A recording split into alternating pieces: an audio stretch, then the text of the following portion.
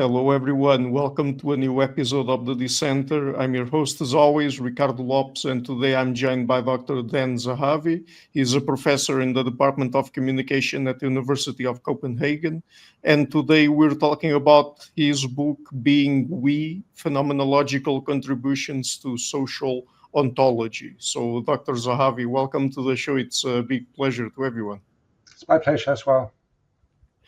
So let me first ask you, what is phenomenological sociology, which is basically the framework you apply in your book? Mm-hmm.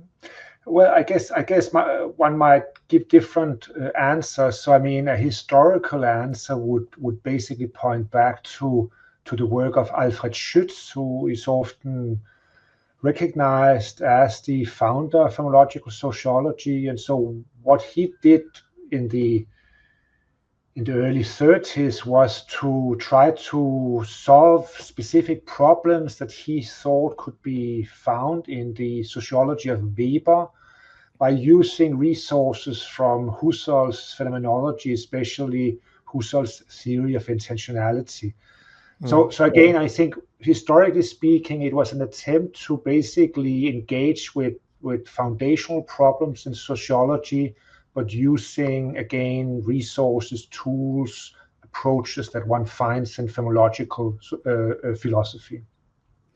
So that was the kind of historical question. And I guess another more systematic way of answering it would be to say that one of the characteristic features of phenomenological sociology is basically to look at social reality through a focus on experiencing, acting, feeling agents. So it's very much a kind of a bottom-up approach. We're trying to understand social phenomena by looking at, primarily human beings who are engaged in all kinds of different types of actions and relations. And this is not supposed to say that sociality and social reality does not also consist of institutions, power structures, and so on and so forth. But the idea would still be that in order to understand the impact of, again, institutions, nation states, hierarchical power structures, etc. I mean, we still need to factor in the subjects who in all kinds of ways are constrained and affected by these structures. So again, the focus is very much on subjects. Mm-hmm. Yes, and before we talk about we identities or what being we means from this perspective, let's go through some concepts here that apply to individuals, just for people to get also a better understanding of what your approach is about. So first of all, from the perspective of phenomenology, what is individual subjectivity? Yeah. So I guess, I mean, one way of understanding it is basically to take one's point of departure and experience. And so individual subjectivity is basically a reference to the experiencing subject.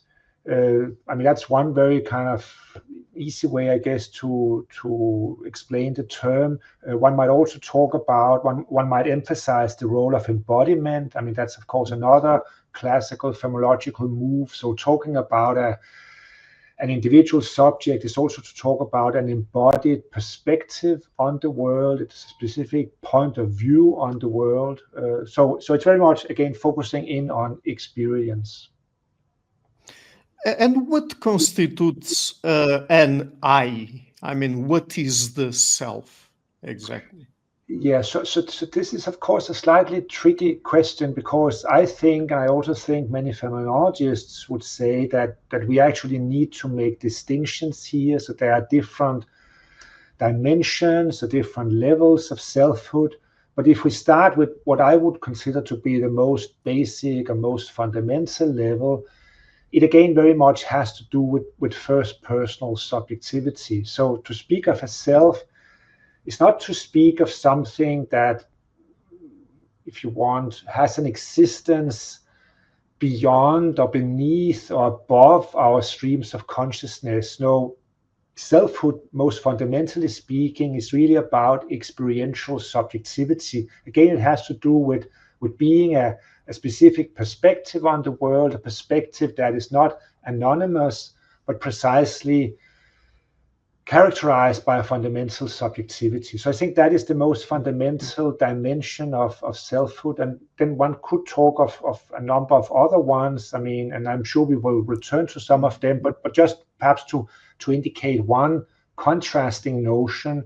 I mean, this would be an understanding of the self that is much more normatively embedded, and where one's self-identity might somehow be connected to specific values, specific norms, specific professions, social roles, etc. And of course, in many ways, I mean, that's also very much what we take ourselves to be. And so if somebody were to ask me, well, who are you? I would probably not say I'm a subject of experience, even though that is correct, but it would not be a very informative question. What I would rather do would be to say something about my profession, interests, what concerns me in the world. I think that's another dimension of selfhood that is also, I think, very important, and which will also be very important if we eventually are to start to talk about re-identity. Right. But is the self experientially grounded and pre-reflectively present, or is it socially constructed and extended? Yes. Well, so I mean, I think the answer to that question would come basically by just appealing to the two different notions of self that I just introduced.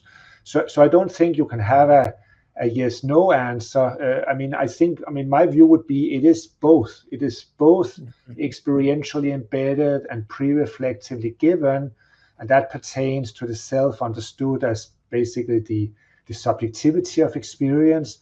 And on the other hand, it's also normatively constrained and extended, and the notion of self, where I think it makes sense to say those kinds of things, are precisely this normatively loaded notion that I just introduced. So again, I think the self is a very complex and many faceted phenomenon, and we need different kind of conceptual frameworks in order to do justice to it. Right. So before we get into the we identity, there's one more concept that is important to tackle here, because we will get back to it later on in our conversation. What is collective intentionality? Mm-hmm. Yes, so I guess I mean perhaps the easiest way to introduce this notion is by taking one's point of departure on individual intentionality, or what is the kind of default mode of intentionality. And of course, in the philosophical literature, I mean, intentionality, I mean, it has a very specific meaning. It's not exclusively connected to voluntary action. I mean, sometimes one talks about having intentions in the sense of now I want to do something. But in the philosophical literature, intentionality basically refers to the fact that consciousness is about something, or consciousness is directed at something. So my perceptual states are intentional in the sense that they are directed at, the table or the monitor or the street outside my window. So perception is intentional. I can have feelings that are intentional. I can love somebody, I can hate somebody, I can be afraid of somebody. Again, all kinds of different intentional states. But all these examples, I mean, are basically individual types of individual intentionality, where I am the one who is somehow engaged with an object or a topic of some kind. And the interesting point is then that we can also talk about collective intentionality, where several people together are either doing something or making decisions together or having emotions together, emoting together. So the point is simply and this is of course one of the challenging thing, and one of the reasons why people have been thinking about collective intentionality. How do we move a notion that seems so embedded to the individual mind I mean, to what extent can we apply that to a collective? I mean, do we need then to postulate the existence of some kind of group mind? I mean, is there something like that, or should we somehow understand, well, the subject of the collective intentionality in a different way? But again, just to make, I mean, very simple examples. I mean, if the two of us are now having a conversation, I mean, that would actually be something that involves a form of collective intentionality. If the two of us were to move a table together, we would be moving it together. Again, that would be a joint action, something we were doing together. So those would serve as examples of collective intentionality.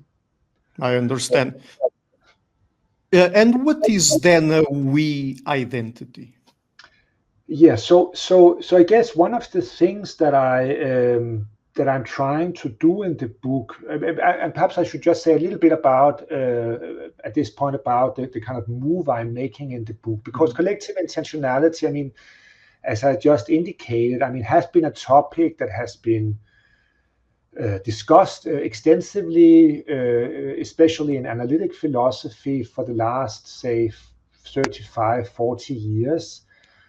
What is interesting, though, is that it's actually not a new topic. It was also discussed in early phenomenology, for instance, by Schütz, that we referred to a moment ago. And what I have been trying to do in the book is, to some extent, to also go back to some of these early discussions that more or less took place between the outset of World War I until the early 30s. So it's a period of about 20 years where a lot of philosophers coming out of this phenomenological tradition were really engaging with problems also connected to collective intentionality. And one of the things that I think they are highlighting to a larger extent than much of the contemporary debate is precisely this point that if we want to understand collective intentionality, we shouldn't merely look at how, say, the intentions of different individuals can somehow intertwine or merge to such an extent that they now constitute an instance of collective intentionality. That's important as well. But what we should also look at is precisely the question of self-identity, the question of to what extent our engagement in collective intentionality is both something that affects and influences our identity as selves, and also something that might be enabled and facilitated by the identity we are having. So I'm kind of saying, rather than just looking at the specific intentions, let's try to bring in this topic of identity as well.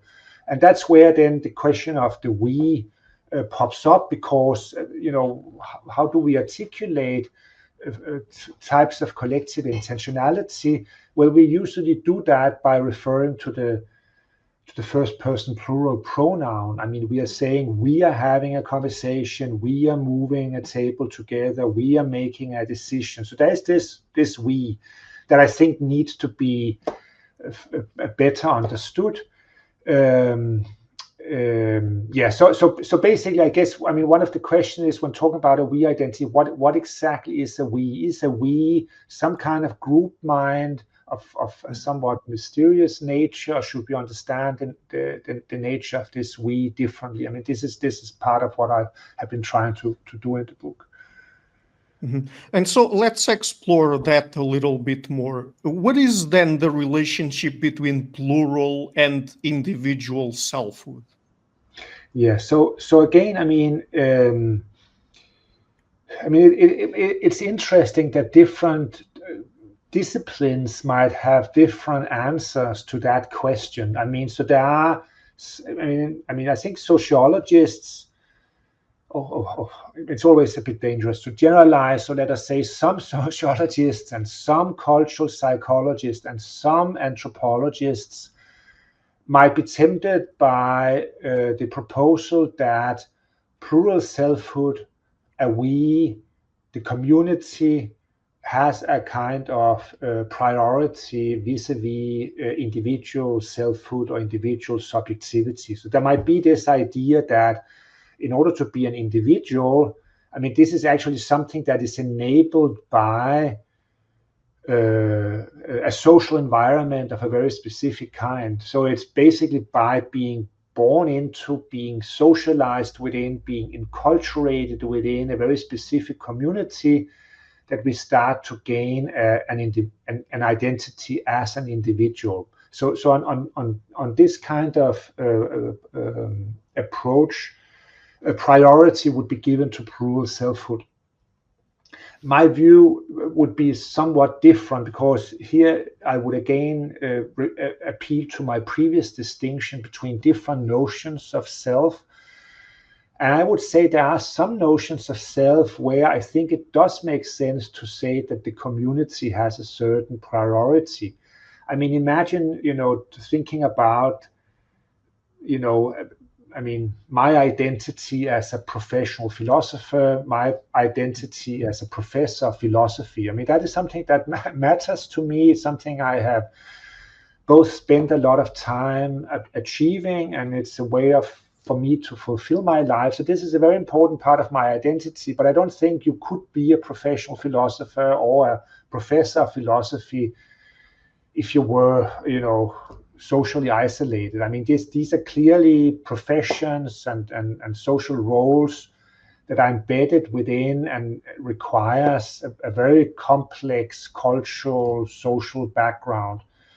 So there are, in some senses, I mean, in some senses and in some cases, I do think it makes sense to give a priority to some kind of community and we. But then I would also say there's another notion of self that I think is prior to and is itself a precondition for a community and a we, and that is the experiential notion that I was referring to earlier. I don't see any prospects for claiming that individual subjectivity understood as, experiential subjectivity, that is somehow reliant on or based on or the outcome of some kind of social construction. On the contrary, I think that sociality, intersubjective relations, and also the emergence of a we perspective is something that requires a plurality of individual perspectives. So responding to your question, what is the relationship between individual and plural selfhood?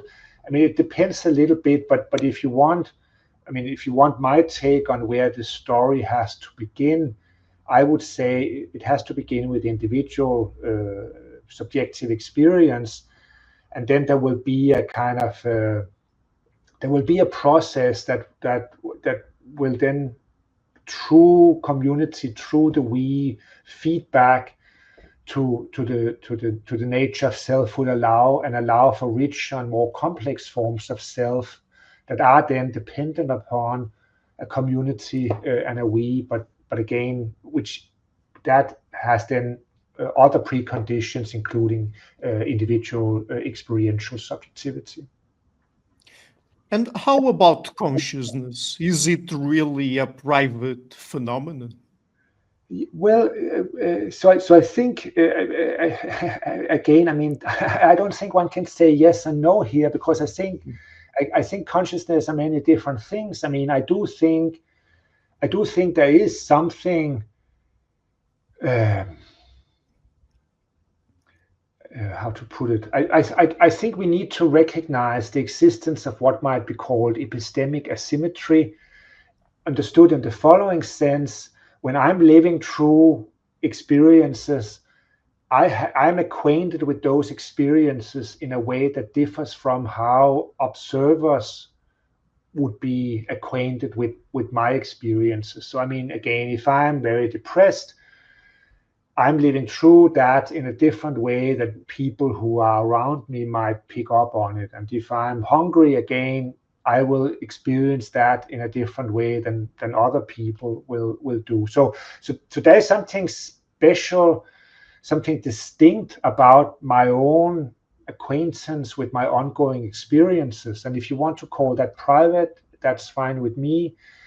What is then, however, important is not to reduce consciousness to that, because I think, and I think this is really important if one is to also understand how something like a shared we perspective might emerge. I think it's very important not to somehow commit to the idea that consciousness is exclusively private, that consciousness is only accessible to the subject of that present consciousness and completely hidden and opaque and invisible to everybody else. Because were that the situation we were finding ourselves in, I think the problem of other minds, I think the problem of sociality, the problem of engaging meaningfully with others would be much more difficult than they are in fact. And I think it would be very hard to make sense of something that I think is very important for the emergence of a we perspective, and that is the presence of what I would call shared experiences. The fact that we can, or to take another notion that is also widely used, the notion of joint attention. I mean that both of us, if we are, say, if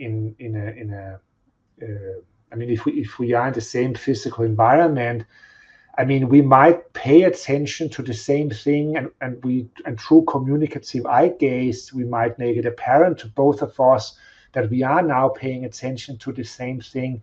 All of this happen usually in a very fluid, unproblematic manner. And I mean, I think the fact that we can communicate in this way, it's a very important building block for higher levels of joint or collective intentionality. And I think it would be very hard to make sense of these very, again, simple ways of interacting with each other if, in fact, we had been in the position that I was warning against, namely the position where consciousness is really exclusively a private phenomenon and completely hidden to everybody else. Yeah. So and sorry, and then the question, of course, is, well, what is it then that is visible to others? I mean, because I was pointing out that when I'm living through my experiences, I have a certain acquaintance with those experiences that is different from how others might access them.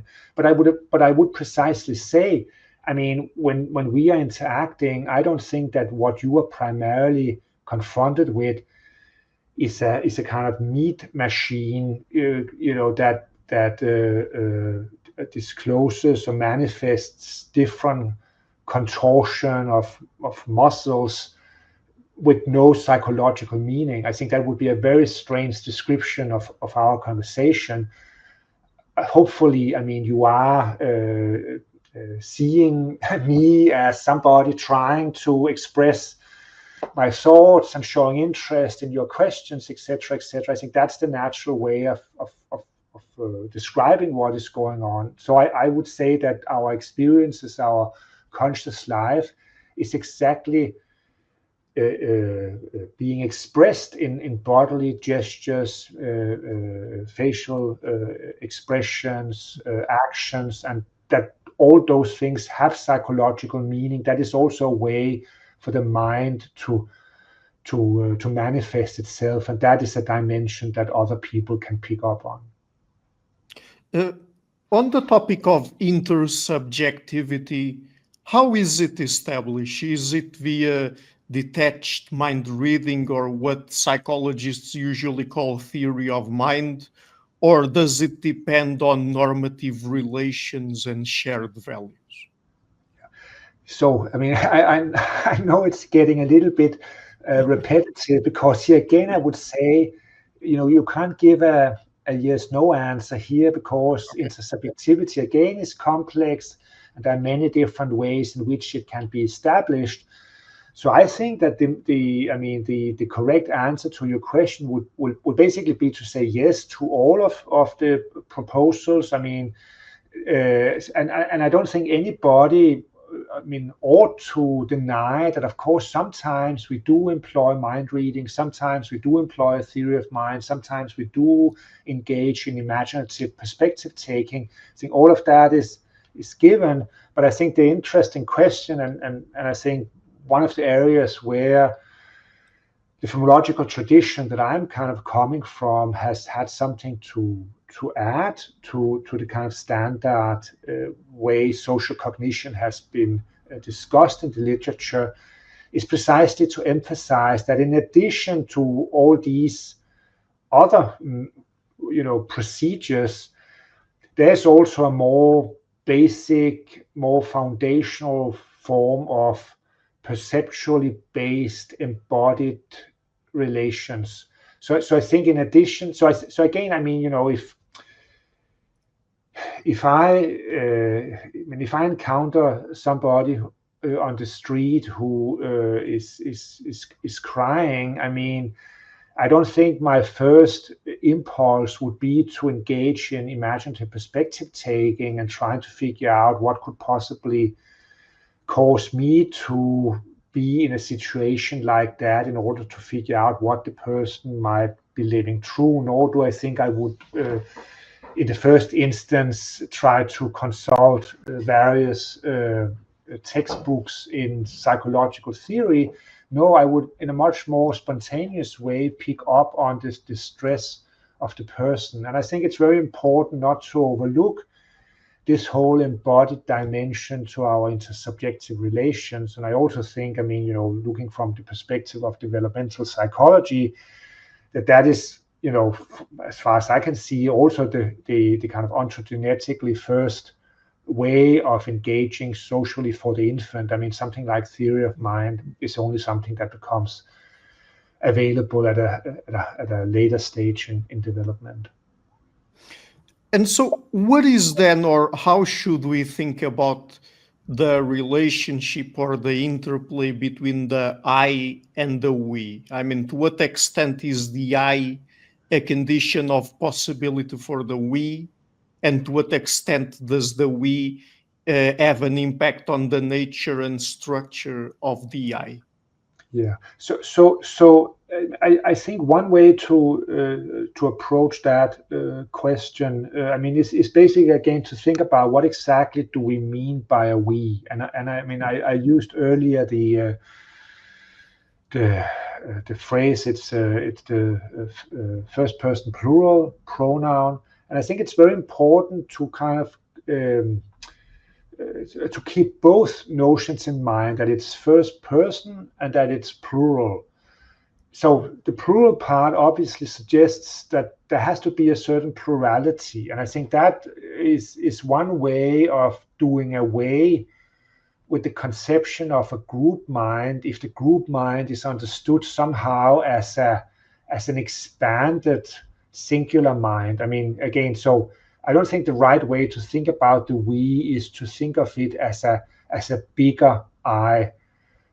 I think a we is very importantly and kind of constitutionally dependent upon the presence of a plurality of perspectives. It's a specific kind of integration or relation between a plurality of diverse perspectives, and referring back to that diversity of perspectives, I mean, that's then where the first person point comes in, because I think it's precisely a plurality of first person perspective. So in the absence of an I, in the absence of first personal subjectivity, I don't think it makes any sense to talk about a we.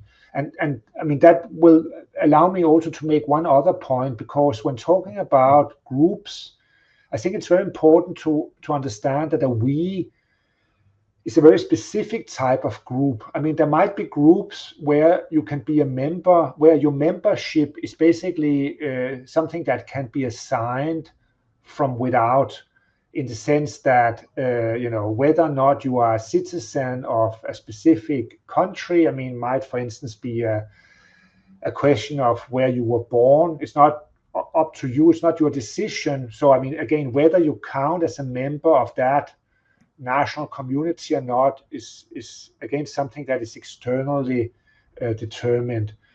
Likewise, I mean, whether you are a member of I don't know, a certain social class, or whether you are a member of a specific health group, again, it's not up to your decision. It doesn't depend upon whether you agree or not. It's really based upon the presence of specific external properties. If you have those properties, then you are a member of the group. If you don't have, you're not. Those are all kinds of groups. I think a we is something very, very different, because I don't think you can be assigned membership of a we independently of your own perspective on it. I mean, I think this is also one of the reasons why a we is a first person plural perspective. So being a member of a we is also something that involves your own identification with the group in question. And if you do not identify with the group, well, then you are not part of the we in question. So I think that, again, I mean, coming back to your question, is an I a precondition for we or not? I mean, my argument would definitely be yes. I mean, because if you don't have a first personal perspective to start with, and if you do not engage in processes of identification with the other group members, I mean, you will not be a member of the we in question.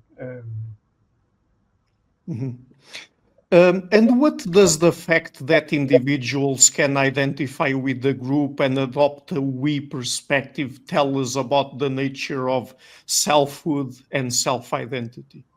Yeah, so I mean, that brings us again back to this earlier distinction between different types of self, because, as I said, there is a normative, on a certain normative understanding of the self. I mean, our self-identity is precisely connected to social roles, values, norms, and that's why you would know something about who I am if I started telling you, what political party I'm voting for, what values I take to be absolutely crucial, etc., etc. And the point then is, as I said, in order to be part of a we, I mean, you need to identify. And the question, of course, I mean, one of the questions, well, what exactly are you identifying with? Are you identifying with the specific other individuals who are members of the group? And that, I mean, it might be that we will later have to also then distinguish different types of we's, because there are different types. But normally, I would say the identification with a we is not, in many instances, it's not connected to the specific individuals that make up the we, because if that were the case, well, then the moment there were a change of members, I mean, the we would somehow no longer, would change. And I mean, I think for many of us, I mean, that's not the experience we're having. I mean, I might identify as a Dane. That does not entail that I'm identifying with all the other Danes that are currently in existence, such that the moment one of them died, suddenly my identity is is being challenged. So I think a more reasonable claim would be that what I'm identifying with are precisely specific values, commitment, norms that I take to be relevant for my identity. So I think in order to understand how I can start to identify with others who are sharing the same norms, commitments, values, history, cultural background, or whatever type of we are talking about, in order to be able to do that, well, all of those elements, cultural background, history, social roles, must be something that is also relevant for my own self-identity. And I think the self that we are talking about here is not this more minimal experiential self. I mean, simply having or possessing a first-person perspective, because it's too formal. If that was all we were, I think it would be very hard I mean, to imagine or to understand how something like the kind of much more robust, type of we can emerge. Whereas I think if we allow, for the existence of several different dimensions of self, and if we recognize that one of those dimensions precisely has to do again with value, rituals, traditions, well, then we have some material that can also constitute the glue that can then connect us with others that likewise partake in those types of identities. So I mean, that's roughly the way I would understand the process. Mhm. And how are collective intentionality and the we perspective related to social cognition and interpersonal understanding? Yeah. So again, I mean, it's one thing to look at the relationship between the I and the we, arguing, well, I mean, I cannot be a member of a we if I'm not an I, and it needs me. It needs identification with the group. I mean, all of that is fine, but of course we should not forget the plural part of the we. I mean, that a we is always more than just me. I mean, a we is something that by necessity involves other participants as well. And in order to understand what it means for me to be a member of a we also need to look at my relationship to those other members. And I mean, one of the interesting questions, of course, has to do with the following point: is it enough? I mean, is my identification with a we sufficient for me being a member of the we? Is it only up to myself, or does it also require the recognition and acknowledgement and acceptance of other members? And I mean, I think typically we would say, well, I mean, somehow the others need to be on board to some extent, at least with my being part of the identity that they are also part of. So we need to look more closely at also these interpersonal relations. And here again, I think that there's a huge difference between how these questions were discussed in classical phenomenology and how they have been discussed in more recent literature. Because I mean, what one can find in people like Searle or Tumola, for instance, I mean, a clear acknowledgement of the fact that there has to be some kind of contact with or understanding of others in order for something like collective intentionality to be possible. But there's no further reflection on whether some form of social cognition, some form of interpersonal understanding might be more conducive, more enabling for collective intentionality than others. And here I think that the phenomenologists have something to offer, precisely because they are distinguishing different types of social cognition. And what they would then highlight is precisely the importance of this embodied, perceptually based resonance between people. I mean, so again, to give you a simple example, I mean, if we are to do something together, or if we are to enjoy something together, that is share emotions, I think the possibility of doing that will be much higher. I mean, if we actually have perceptual access to each other's expressive, embodied emotions, than if we are based in two separate rooms and have to employ either imaginative perspective taking or more detached theory of mind employment. I mean, when we are together, I mean, there's a form of synchronization, a kind of intertwinement of our, I mean, we can affect each other, we can be affected by our emotional responses in a way that will just allow for a much more tightly woven perspective on a shared world than if we are kind of running separate imaginative routines or more detached forms of theorizing. And what are the types of social cognition that are conducive to the emergence of a we perspective? In the book, for example, you talk about the role played by empathy, second person engagement, imaginative perspective taking, and detached inferential mind reading. So let's start perhaps with empathy. What is the role played by it?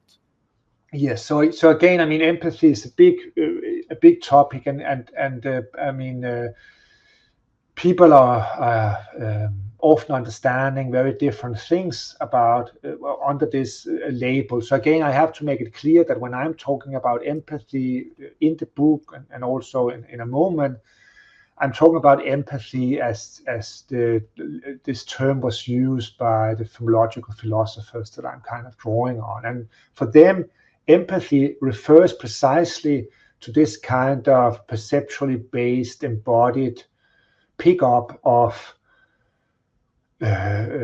conscious states as they are manifest in our bodily actions and expressions. So empathy is not about coming to have the same kind of emotion as somebody else. It's not about imagining what it would be like for me to be in your shoes. It's not about that. It's really about, I mean, if you are upset and I'm seeing it in the way you are expressing it facially, bodily, for the phenomenologists, that would qualify as empathy. And given that that is how they talk about empathy, and given what I was just saying a moment ago, I mean, I think it's obvious why empathy is important for the emergence of, I mean, a kind of basic shared perspective, because it's precisely in situations where we can empathize with each other, and especially in situations where there are forms of reciprocal empathy. That is, it's not just me empathizing with you, it's not just me picking up on the emotions you are currently expressing, but you at the same time are doing that vis-a-vis me. It's exactly in such constellations that, again, say our emotional life will then be able to intertwine and allow for a form of co-constituted emotion. Mhm. And what about second person engagement? What is the role played by that? Yeah, so that's something we haven't talked about yet, and that is also something that I devote quite a lot of time to in the book. Mhm. So again, I mean, second person engagement. What does that mean? I think the most easy way to explain it is to think of it as the kind of attitude you have when you relate to somebody as a you.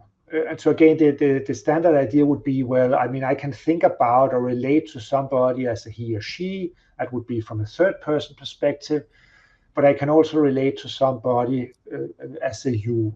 And when thinking that through, I mean, my conclusion was, and I'm certainly not the only one to say that, my conclusion was that what is very specific about a you relationship is that it has to be reciprocal.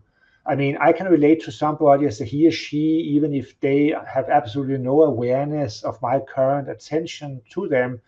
But to relate to somebody as a you is precisely to relate to and address somebody who is reciprocating and who is in turn taking me as hers or his you. So there's something intrinsically reciprocal about second personal engagement. And I think that also suggests why it might be particularly important for the emergence of a shared we perspective. I mean, it's a kind of an attitude that I cannot have on my own. I can only adopt a you perspective on you if you kind of play along. And the fact that both of us have to be active again suggests that we are kind of moving into position to then be able to, in the best of circumstances, to do something together, to share perspective together. Mhm. And what about the role played by imaginative perspective taking? Yes, I mean, I mean, one of the problems with imaginative perspective taking is that that is something I can do on my own. And I mean, coming back to the question about whether one can become a member of a we unilaterally, I mean, can I myself decide that I am now a member of a we? I mean, I find that a bit suspicious. I mean, I think it does require to some extent the acceptance of the others. And of course, I mean, there are all kinds of complications because if it's a very large we, again, the national community of Danes, for instance, what are we supposed to understand by saying that my identification as a Dane requires the other's acceptance? I mean, am I supposed to go around and ask everybody else whether they accept me or not? I mean, there's something, of course, very artificial about that proposal, but I think it would be a problem if they denied me. I mean, if they would not recognize me, then it would be difficult for me to uphold that kind of we identity or my membership of that we identity. So again, I mean, I think the problem with imaginative perspective taking is I think it can help to elaborate or cash out, what we understand under the we identity in question. And I mean, one of the arguments, of course, in the nationalism literature is that when it comes to very large communities, very large we's, I mean, imagination is somehow crucial because the we in question will always involve people that I've never met in person. So it's a we that is not just based on actual encounters. So imagination seems to somehow play a role. But I think I guess what I would be a bit worried about would be the proposal that imagination on its own, without being supported by other forms of interpersonal understanding, could somehow, do the work. I don't think that would be possible. Mm-hmm. And finally, when it comes to the emergence of a we perspective, what is the role played by detached inferential mind reading?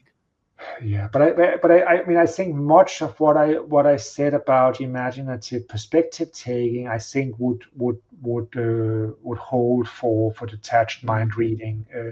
as well. I mean, because again, the point is that that is a cognitive process that I can undertake on my own, and you can do it, and I mean, we can do it each independently, and I mean, that just seems to be a very different process than, say, the second personal engagement that really involves the contribution or participation of both parties.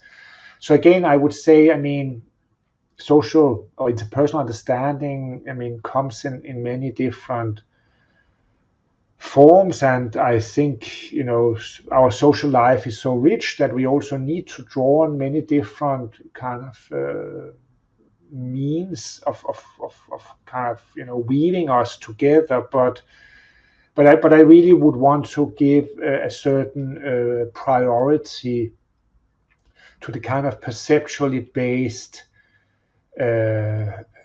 relationship that that allows also for immediate feedback, confirmation, or rejection. I mean, it's in those situations where I think the most fundamental forms of a we can emerge. And are there varieties of we? With whom can we constitute a we? Yes, so I think that is, of course, also very important. I mean, I've only kind of alluded to it a little bit in the past, but I mean, descriptively speaking, I mean, it's very easy to vary, the dimensions along different kind of trajectories. So, I mean, we can speak of we's of different sizes. There can be Yeah. small we's and large we's. We can speak of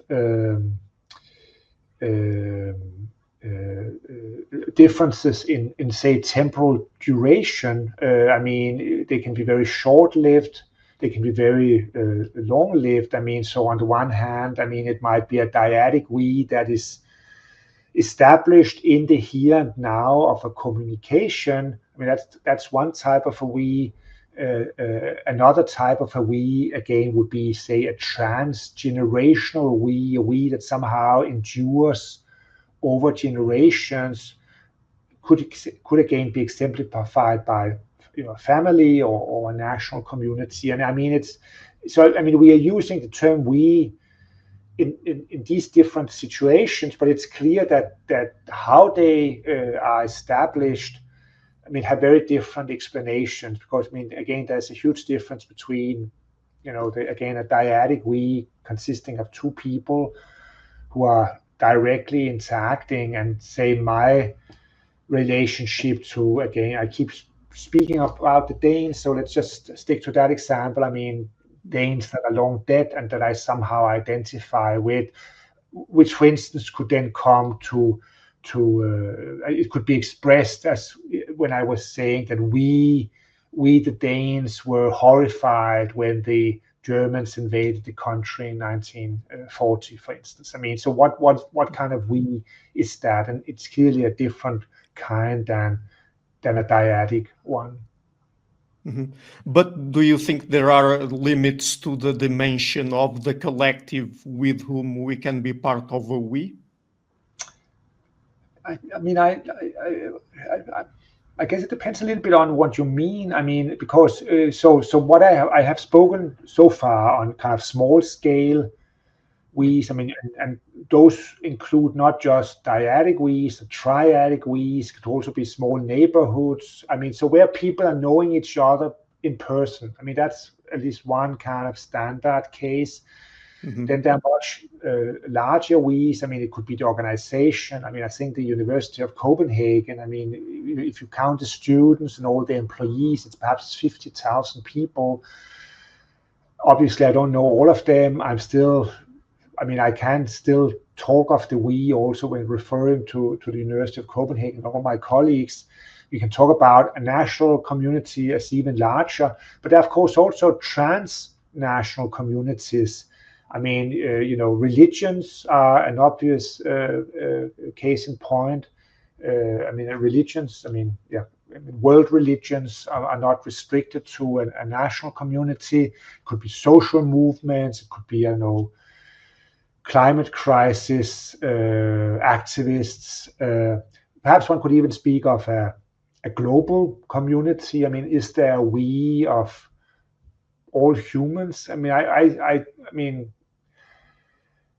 I would not rule that out. I mean, one interesting question could be, what could motivate us to start to think like that? And I mean, I think that raises an interesting question. I mean, and the kind of example I often appeal to when discussing this is this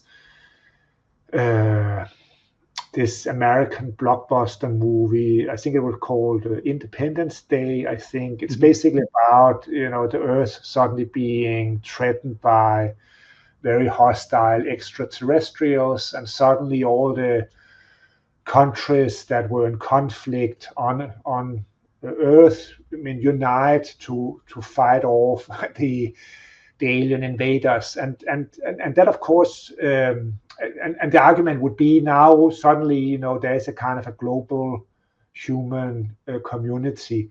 And what I think the example illustrates is this question of, to what extent we need outsiders, to what extent there needs to be a demarcation in order for a we to take form. And my view would be that I don't think it's always necessary. I think there are instances or types of we's that do not require the demarcation, but I also think that the demarcation can transform and consolidate the we in question. And I mean, again, if we are to start to think about all of us as part of global humanity, I mean, I'm not sure that the most realistic, and regrettably, but I'm not sure that, ethical concerns or moral principles is what will allow for that. perhaps it will more be either an external threat, or perhaps the threat of planetary disaster and climate crisis that suddenly makes us somehow realize that we need to overcome our internal division if we are to solve the problem. So coming back to your question, I mean, is there a limit? Because of course you could also say, now I introduced the extraterrestrials. Well, what about them? I mean, could we in principle constitute a we with them as well? I mean, could there be a we of all conscious sentient creatures in the universe? I mean, I'm not ruling it out, but I mean, I just think there are different, there are different questions. I mean, how would that identity ever be more than a mere idea? I mean, could it ever be fleshed out with content? I mean, I guess that would be one concern. So the more abstract, or the larger the we becomes, I mean, I guess there might be a certain danger of it simultaneously also being emptied of meaning. That could be one problem or question. And the other question would be this issue of motivation. I mean, what is it that would motivate us suddenly to make this global identification? I mean, I don't have some very thought out answers to those questions. Mm-hmm. So I have one last question then, because we were talking also about different kinds of we. There are two other different kinds that I would like to ask you about. I mean, what is the relationship between the thin we of those who jointly establish the shared goal of solving a task, act accordingly, and then disperse when the goal is realized, and the thick we of group members who are committed to a shared ethos? Yeah, no, yeah. I mean, it also dawned on me that when I was saying that we's can differ along different kind of dimensions, and mentioning the issue of size and the issue of duration. I mean, there's obviously also another dimension that can be varied, and that has to do with strength. I mean, the strength of the connection, and I do think that there are, and again, the thin thick is supposed to target this difference. I mean, there are types of we's that are very, if you will, strategically motivated. So it's about us now joining forces to accomplish a specific goal, and we might do that perhaps because it serves our own interest. So I'm prepared to kind of join in with you simply because it will also maximize my chances of realizing my own independent goals. And so we act as a kind of a thin we, and the moment we have achieved what we set out to do, we dissolve. I mean, again, thin we.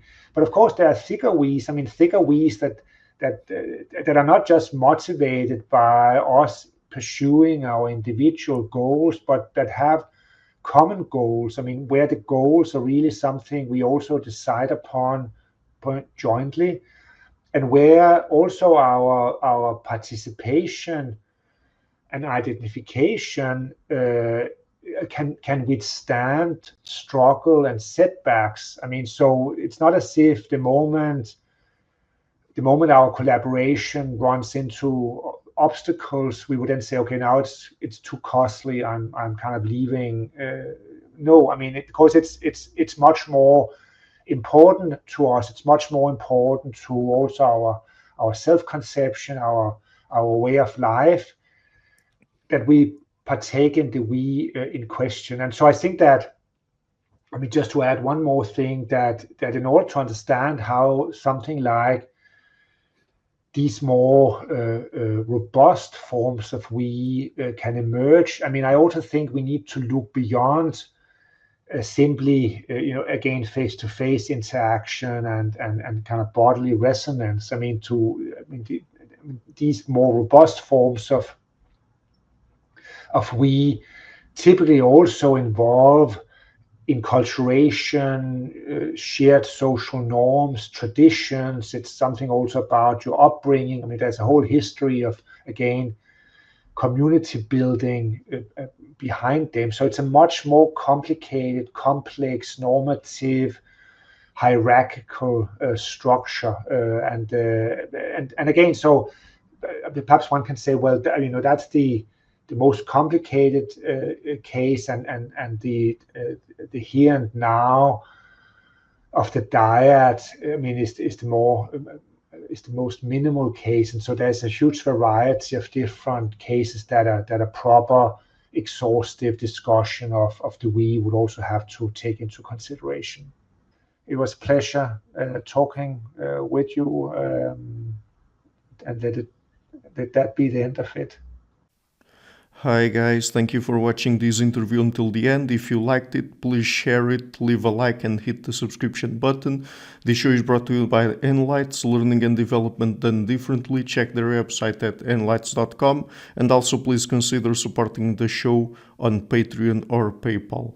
I would also like to give a huge thank you to my main patrons and PayPal supporters: Per Ergo Larsen, Jerry Mullerens, Frederick Sunda, Bernardo Seixas, Olaf Alex, Adam Kessel, Matthew Whittingford, Arno Wolf, Tim Hollis, Eric Alenia, John Connors, Philip Forrest Connolly, Dan Demetri, Robert Windiger, Rui Inácio, Zup, Marco Neves, Colin Holbrook, Phil Kavanagh, Mikkel Stormir, Samuel André, Francis Ford, Tiago Nunes, Fergal Cossen, Hal Herzog, Nuno Machado, Jonathan Librant, João Linhares, Tantantia, Samuel Correia, Eric Hines, Mark Smith, João Eira, Tom Hummel, Sardas France, David Sloan Wilson, Yacila Dez Araújo, Romain Roach, Diego Londonho Correia, Yannick Punter, Dana Rusmani, Charlotte Bliss, Nicole Barbaro, Adam Hunt, Pavlo Stasevski, Nelek Bach, Guy Madison, Gary G. Allman, Sam Afzal, Adrian Yeager, Paul Tolentino, João Barbosa, Julian Price, Edward Hall, Edin Bronner, Douglas Fry, Franca Bortolotti, Gabriel Ponce Cortez, Ursula Litsky, Scott, Zachary Fish, Tim Duffy, Sonny Smith, John Wiseman, Daniel Friedman, William Buckner, Paul George Arnaud,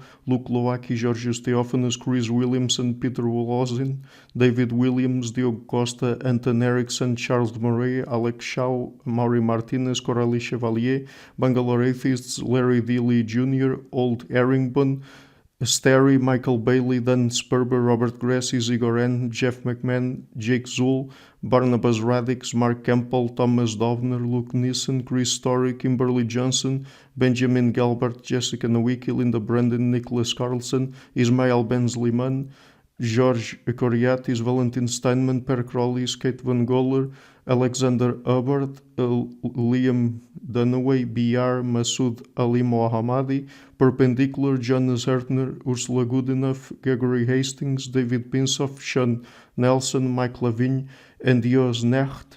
A special thanks to my producers: Isar Webb, Jim Frank, Lucas Stafiniak, Tom Vanagdam, Bernard Ugnik, Curtis Dixon, Benedict Mueller, Thomas Trumbull, Catherine and Patrick Tobin, John Carlo Montenegro, Alnick Ortiz, and Nick Golden, and to my executive producers Matthew Lavender, Sergio Quadriano, Bogdan Kanivets, and Rosie. Thank you for all.